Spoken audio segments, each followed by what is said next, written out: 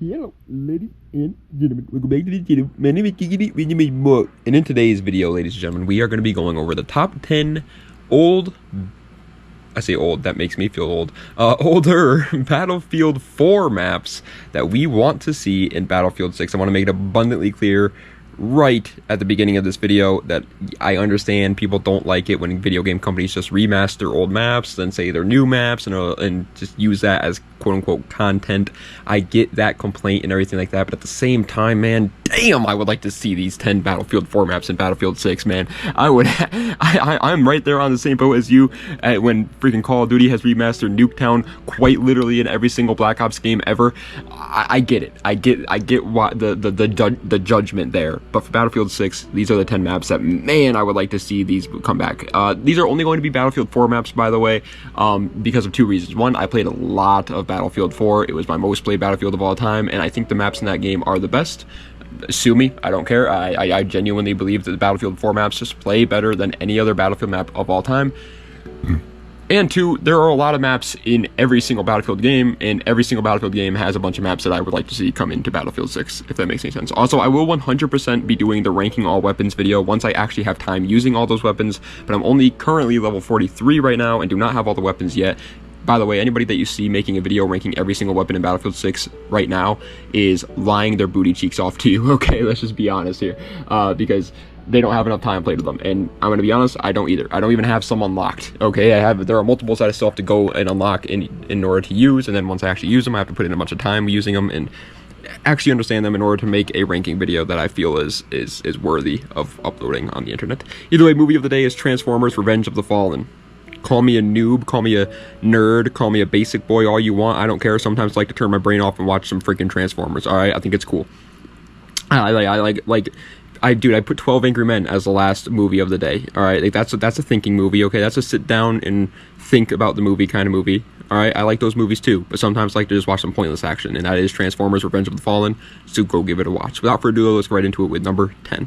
And that is going to be going to Pearl Market. Pearl Market is a DLC map. It was the China Rising DLC, if I remember correctly. It has to be, right? Yeah, because it's in China. But either way, it is actually a map that I feel like would fit in Battlefield 6 very, very well. In Battlefield 4 already, it was a pretty fun map. But in Battlefield 6 in particular, it feels like a map like... It almost feels like Manhattan Bridge, honestly, the way it plays. And the way that there's... I've said it multiple times, but... Oh, I haven't said it multiple times, I said it one time. But there are not many maps in Battlefield history where a lot of the combat is rooftop combat, and Pearl Market is a map that has both rooftop combat and street combat. It is a really, really fun map. It's a very small one, though, and the reason why it's here at number 10 is just because, again, I do feel like Battlefield 6 kind of already has a couple maps like this, and they play a lot like this, so I don't really know how Pearl Market would set itself apart from those maps. But besides that, I really do think it would fit in Battlefield 6's theme perfectly well. It's a very close quarters map, and that's what Battlefield 6 is obviously going for. Coming in at the number 9 spot, however, is not that close quarters, because number 9 is going to be going to Dawnbreaker. Yeah, Dawnbreaker is a pretty wide open map. As a matter of fact, it had jets, it had helicopters on it, it had tanks, obviously. It had pretty much just about any vehicle you could want except for boats, which, by the way, big downside to Battlefield 6, man. Missed opportunity, DICE. Why are there no attack boats, or even just dinghies, or RHIBs, or whatever they call them, in Battlefield 6? Guys, you gotta at least add a map with some sort of naval combat. Come on. Either way, Dawnbreaker is a nighttime map, which is another thing that Battlefield 6 missed out on. There are no night maps in this game, but it is a night map with pretty much on a big city strip, almost like the Las Vegas Strip. You're fighting there, and it is super cool. Skyscrapers galore. Snipers can go up on top of the skyscrapers and rain down hellfire on people, but it's not an overpowered position for snipers either. There are plenty of spaces where infantrymen can get along. It is definitely a more vehicle-focused, longer-range-focused map, don't get me wrong, but at the same time, it's not like New Sobek City where there's no way for infantry to get around the map without being in the lines of sights of snipers. There are plenty of ways to do that on Dawnbreaker, and it would be a great addition to Battlefield 6. And coming in at the number 8 spot, however, ladies and gentlemen, also really quick, I just want to apologize, man. The intro today was 2 minutes long. I just want to apologize for my yapping, man. Sometimes I just start speaking and I can't stop speaking, so I apologize for that, man. I also apologize because in my last video, which by the way got a lot of support, the ranking all 9 launch maps in Battlefield 6, So thank you guys very much for all the new support, the new subscribers from the Battlefield community. It really means a lot. Either way, in that video, I got a couple comments, people trying to tell me to slow down my speak, like I talk too fast. I know I do, man. I'm sorry again. I'm gonna try though. Number 8 is Hainan Resort. Again, yapping.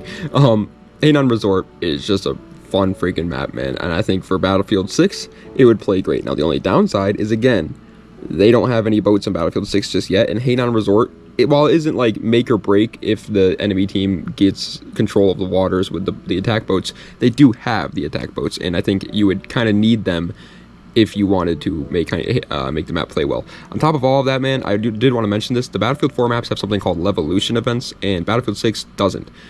I feel like if they introduce these maps into Battlefield 6, they would also probably not introduce the Levolution events, and if that's the case, then just don't even bother doing it, because that's what makes the maps fun. Hainan Resort is the same way. The resort itself falling apart is super fun and freaking iconic to the map. Like, it needs to happen, and if you're not willing to do that, then don't remaster the map.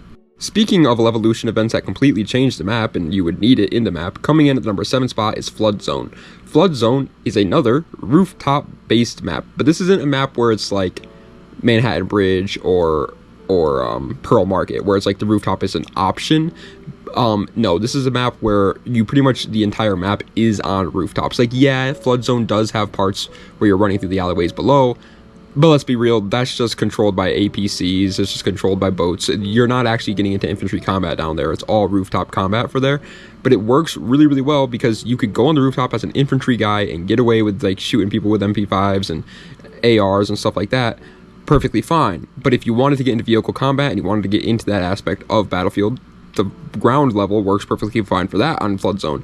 On top of all that, there are plenty of places for snipers to do pretty good, but not completely control the map like New Sobek City. It is a really, really, really, really well done map, Flood Zone. I actually think it's one of the most underrated Battlefield maps, if I'm being honest, and I would love to see it return. And speaking of underrated maps, coming in at the number 6 spot, I actually want to make it abundantly, well, it's Dragon Valley 2015. I want to make it abundantly clear that I'm not 100% sure if this is a Battlefield 4 original map, just because it has the name 2015 after it. That implies that it came out beforehand, and this is a remaster of something like a Battlefield 3 map or Bad Company 2 map. If that's the case, I apologize, but I know it's in Battlefield 4, and so we're gonna put it as the Battlefield 4 maps. But yeah, Dragon Valley just plays so good, so good. Unbelievably good. I will be honest, I definitely don't think Dragon Valley is a big sniper friendly map. But it has jets, it has helicopters, it's a bigger map, and that's another big complaint with Battlefield 6 currently, is that there's not a lot of maps where there are vehicles and vehicle dominance on them, and Dragon Valley was one of those maps 100%, and so I think it should definitely make a return. Tanks were definitely not like the best on this map, don't get me wrong, but that's okay. It'd be nice to have a map where air control is very important again. Coming in at 5th place, another DLC map that I feel like some people might not... Dude, if you never played this map, you are missing out. Propaganda. What is it? What do they call it when a British person takes a look at something? A propaganda.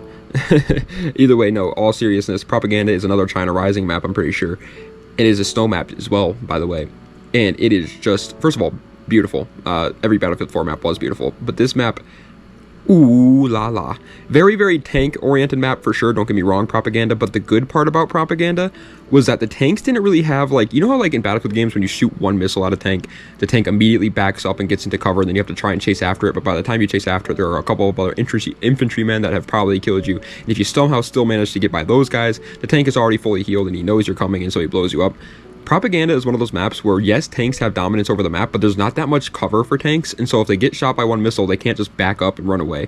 They have to be actually very, very smart, and if they are smart, it pays off, and they're rewarded for it, and they can control the map. But if they're not, you can destroy them very, very easily and get away with it, and I love that about Propaganda. It's a very, very fun map, and I love the idea of the middle road there, the middle railway there, just having absolutely no cover whatsoever. Like, if you want to pass to the other half of the map, which you have to because there's 2 flags over there, if you want to go over there, it's a death sentence. It's literally no man's land.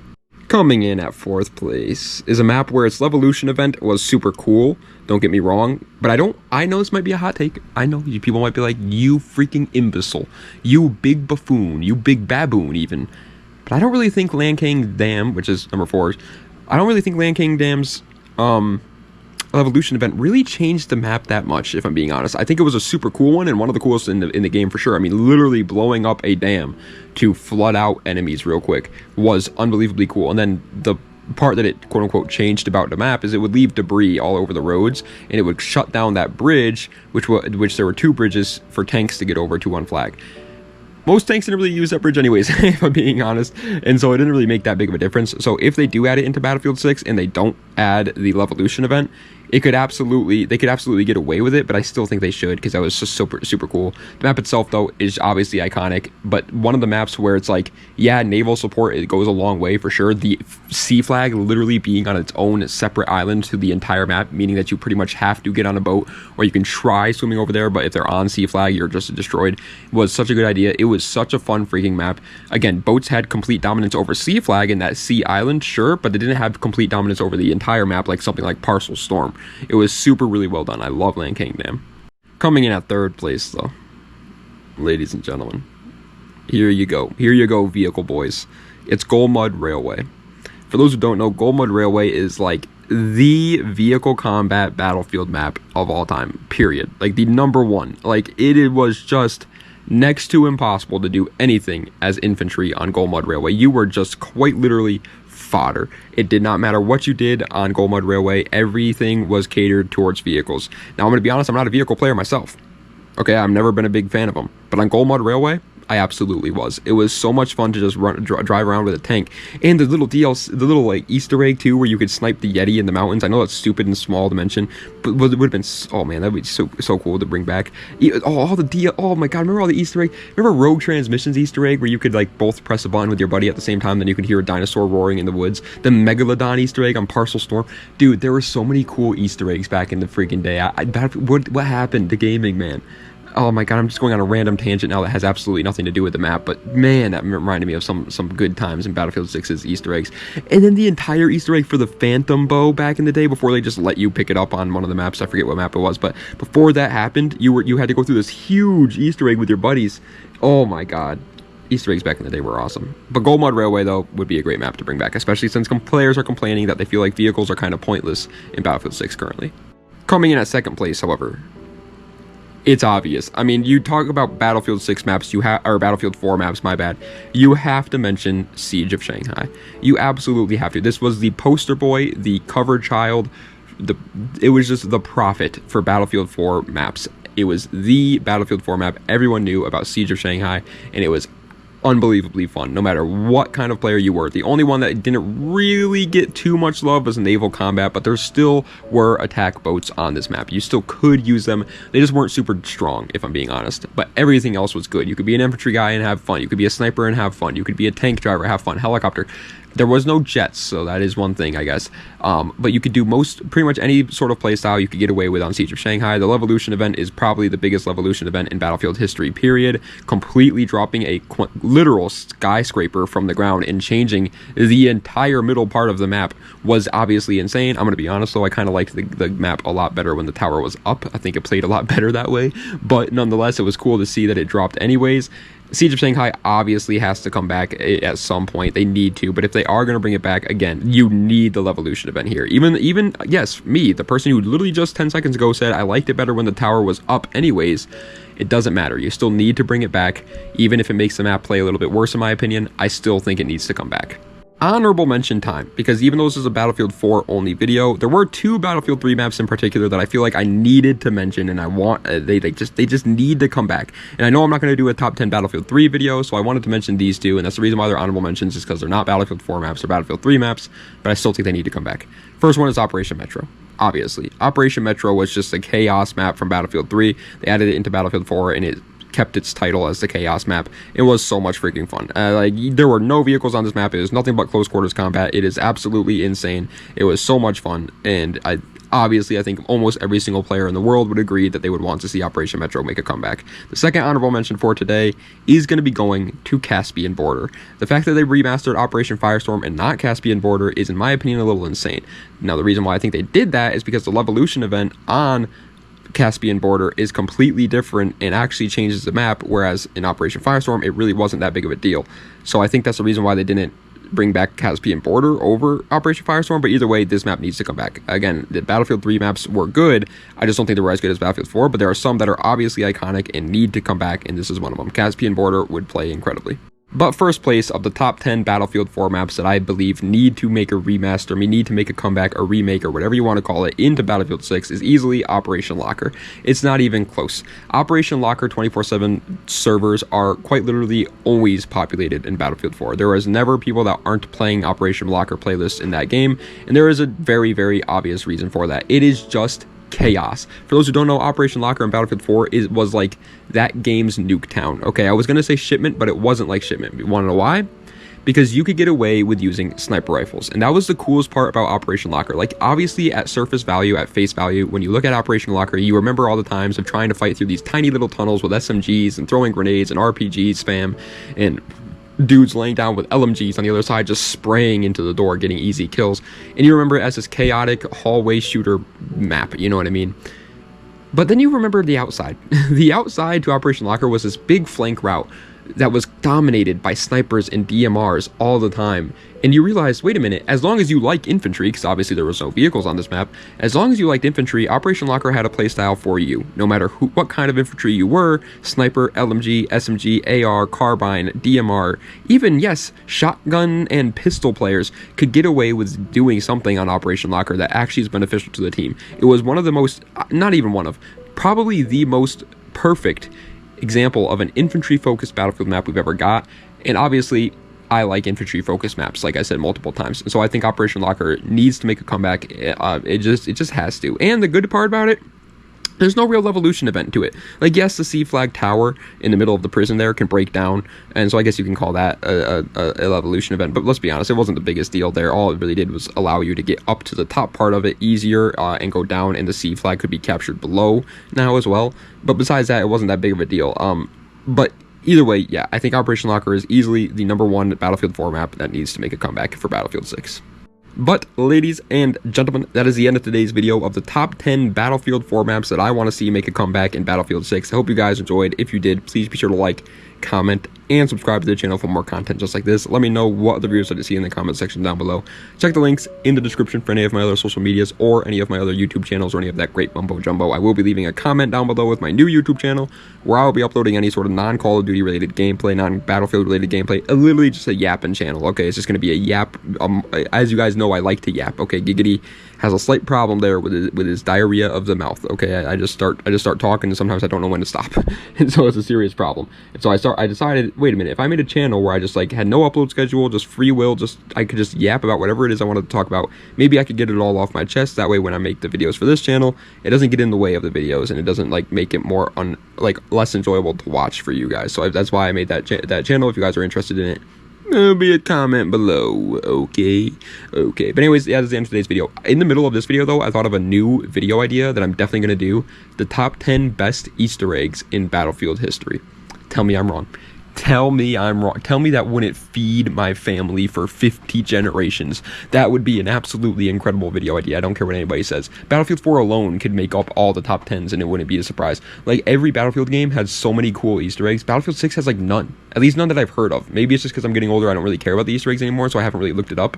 You know what, that's probably what I'll do after this video. I'll probably look up Battlefield 6 Easter eggs, see what they got going on. But I don't think they're anywhere close to as cool and significant as Battlefield 4's were. I mean, dude, you could literally get a Megalodon to jump out of the water in Battlefield 6 or 4. Okay, like there you could blow up an entire ship on Hainan Resort with a single sniper rifle bullet. You could, oh my god, the Easter eggs and just like the cool things you could do in Battlefield 4 alone was just awesome, and I feel like that'd be a great top 10 list. Let me know what you guys think though in the comments. But anyways, thank you guys so much for watching. Das Vidania, and have a nice